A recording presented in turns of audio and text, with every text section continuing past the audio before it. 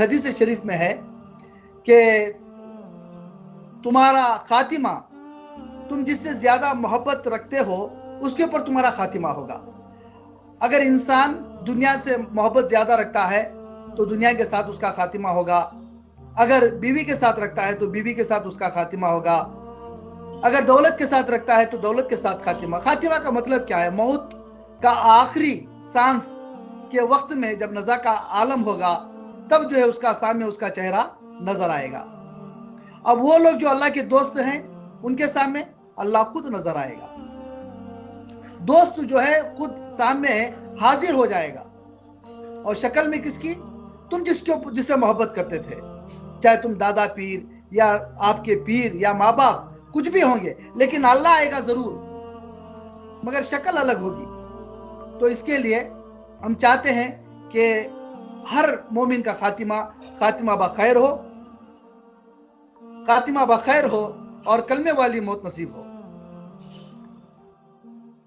اسی لیے تو ہر جو ہے سلسلے کے اندر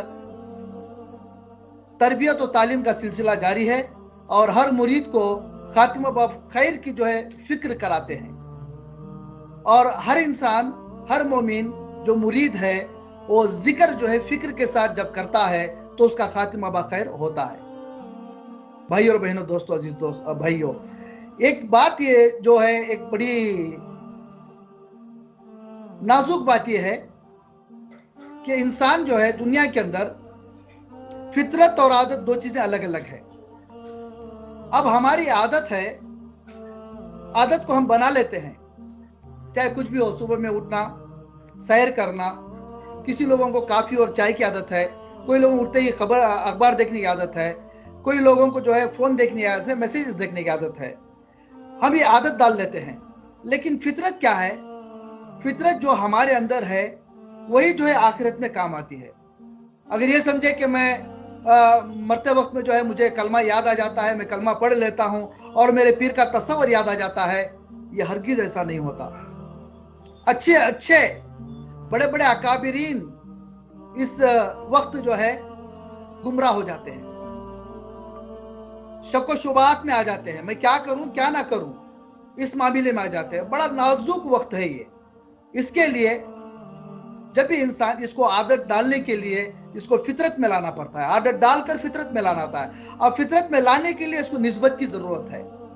جب انسان نسبت میں رہتا ہے تو وہ فطرت جو ہے، عادت جو ہے فطرت میں بدل جاتی ہے۔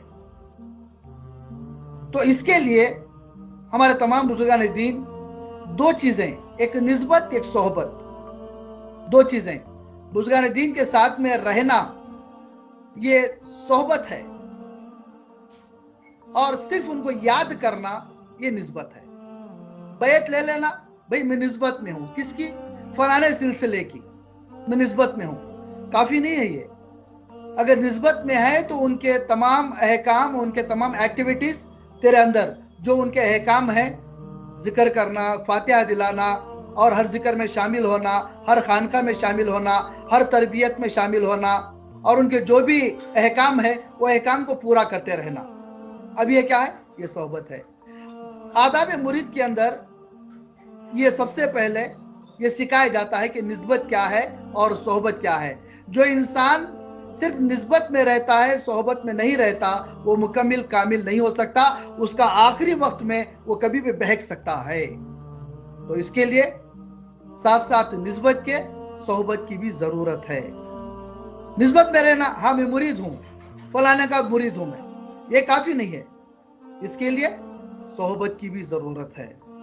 اب صحبت میں وہ شخص رہتا ہے کہ ہمیشہ پیر کے احکام کو یاد رکھ کر اس کے اوپر عمل کرتا ہے، ہمیشہ پیر کی خدمت میں رہیں۔ آپ نے سنا ہوگا کہ آداب مرید کے اندر ہمیشہ پیر کی خدمت میں رہیں۔ اب ہمیشہ پیر کی خدمت میں کون ہے؟ کیسا رہ سکتا ہے؟ پیر کے بتائے ہوئے راستے پر چلنا، پیر کی خدمت میں رہنا ہے۔ پیر کا خدمت کا مطلب یہ نہیں ہے کہ پیر کو تحفے اور پیر کو جو ہے ان کے ہاتھ پیر دبانا، ان کا خیال رکھنا، ان کو وقت کے اوپر جو ہے فون کرتے رہنا، یہ جو ہے خدمت نہیں ہے۔ خدمت وہ ہے جو پیر کے احکام کو پورا کرے۔ सब मुरीद पीर को याद करते हैं, लेकिन खुश नसीब वो मुरीद है जो पीर याद करता है। और पीर किसे याद करता है? जो पीर का काम करता है उसको पीर याद करता है। अब पीर का काम क्या है? पीर का काम अच्छी बातों को दूसरों तक पहुंचाना, और पीर का एक सपना रहता है। जिस तरह हमारे आका हमारे पीर मुर्शिद सुल्तान चंवर अली शाह हुसैनी कादरी सरवरी अपने ख्यालात को, अपने सपने को जो है एक कलम बंद की है सलाम में, सदा गुल रहे। तमन्ना यही है, मेरे तमन्ना को जो है सलाम में कलम बंद की है।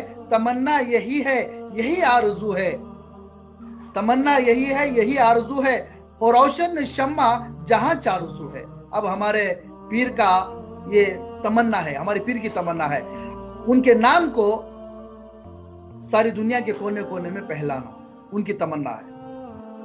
उनके बताए हुए इल्म को हर मोमिन तक पहुंचाना ये इनकी तमन्ना है, ये इनकी तमन्ना है। ये अगर पीर की तमन्ना अगर पूरी नहीं कर सकता वो मुरीद, तो मुरीद को खिदमत करना ये जो है झूठी खिदमत, ये बेकार है।